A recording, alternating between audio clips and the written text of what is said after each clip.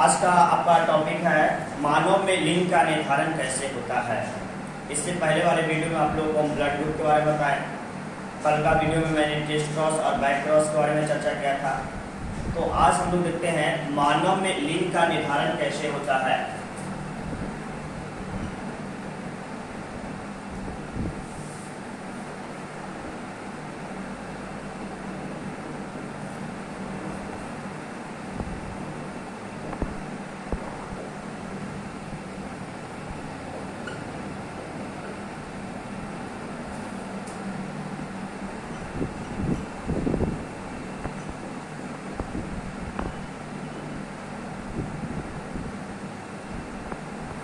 मानव में लिंग का निर्धारण कैसे होता है, ये आज का प्रश्न आपका है। ठीक है, अब हम जानेंगे कि मानव में लिंग का निर्धारण कैसे होता है। आपको हम बता दें, सबसे पहले बताएं लिंग।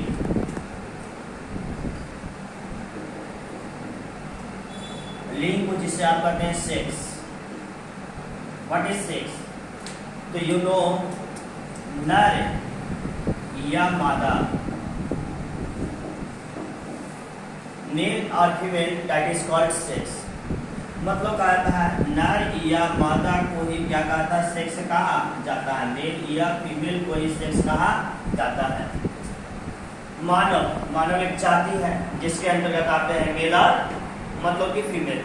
लेकिन इसका निर्धारण होता है कैसे मनुष्य में, मानव में कैसे इसका निर्धारण होता है। अब जानते हैं कि मनुष्य में गुणसूत्रों की संख्या, मनुष्य में जो गुणसूत्र होता है और वो गुणसूत्र की संख्या होता है 46। कितना होता है?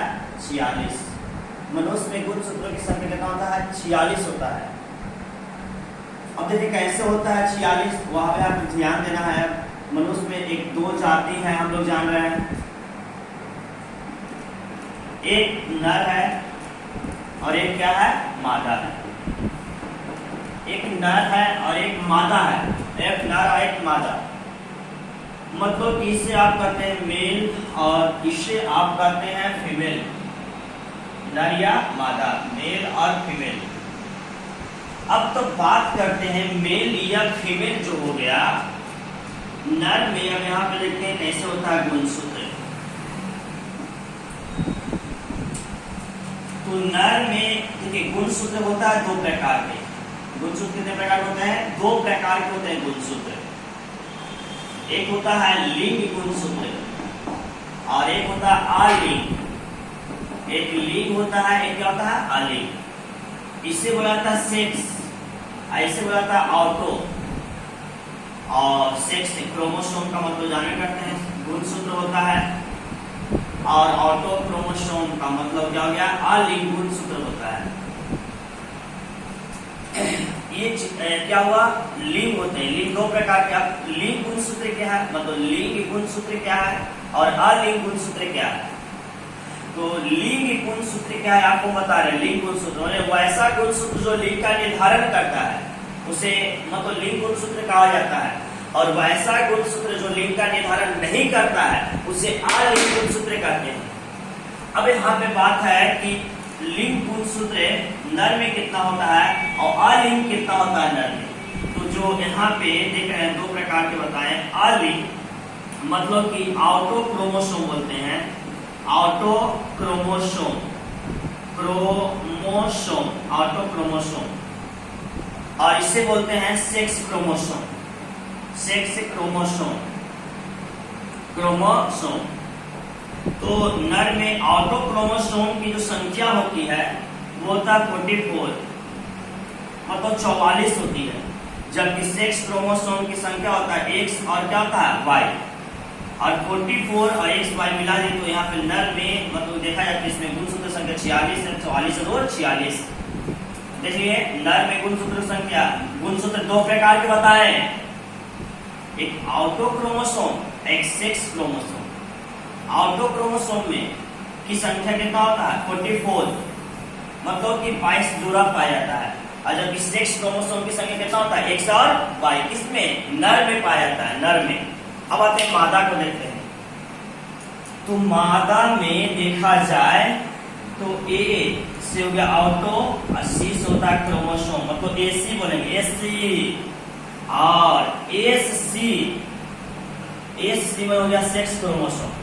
तो मादा में ऑटो क्रोमोसोम की संख्या भी होता है 44, मतलब 44, और सेक्स क्रोमोसोम की संख्या होता है X और X।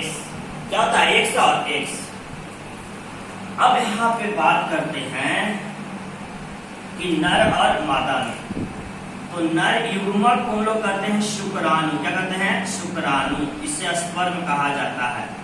नर युग्मक को शुक्राणु कहते हैं और मादा युग्मक को कहते हैं अंडाणु। क्या कहते हैं? अंडाणु। मादा युग्मक को कहते हैं अंडाणु और नर युग्मक को क्या कहते हैं? शुक्राणु कहते हैं, है ना। नर युग्मक को शुक्राणु, मादा युग्मक को अंडाणु। अब देखिए शुक्राणु और अंडाणु, तो आप जानिएगा मतलब सेक्स जिसमें पाया जाता है उसी में नहीं सेक्स क्रोमोसोम होगा। जैसे कि अब यहाँ पे शुक्राणु है तो इसी में पाया जाएगा, क्या पाया जाएगा? एक्स, और क्या पाया जाएगा? वाई। यहाँ पे अंडाणु, तो अंडाणु ही सेक्स क्रोमोसोम है, इसमें क्या होगा? एक्स एक्स होगा। अब बताइए एक्स एक्स है, 44 44 तो दोनों में है, 44 44 की बात है तो दोनों में है। तो यहाँ पे बात करते हैं कि जब एक्स वाला नर युग्मक क्या करेगा? मादा युग्मक से संलग्न करेगा। तो देखिए एक्स वाला नर युग्मक मादा युग्मक से क्या किया? संलग्न किया। तो एक्स बताइए कुछ ही होगा, आप ही बताइए। एक्स होगा। तो जब नर वाला जब एक्स वाला नर युग्मक किससे संलग्न किया? तो मादा युग्मक से किया। तो मादा युग्मक से संलग्न, मादा युग्मक एक्स ही है तो एक्स एक्स होगा, तो क्या होगा बताइए? एक्स एक्स आएगा। और एक्स एक्स का मतलब बताइए मेल होगा कि फीमेल होगा? तो फीमेल, मतलब उत्पन्न होने वाला संतान क्या होगा? डॉटर होगी। डॉटर का मतलब बेटी उत्पन्न होगी संतान। और जब बाई वाला नर युग्मक मादा युग्मक से संलग्न करेगा तो बाई, मादा में तो एक्स एक्स है ही, तो बाई वाला नर युग्मक मादा युग्मक से संलग्न करेगा तो उत्पन्न होने वाला संतान क्या जाएगा? X by. तो मतलब कि उत्पन्न होने संतान हो जाएगा बेटा की बेटी, बेटी हो जाएगी वो संतान, बेटा हो जाएगा वो संतान, मतलब सन आएगा।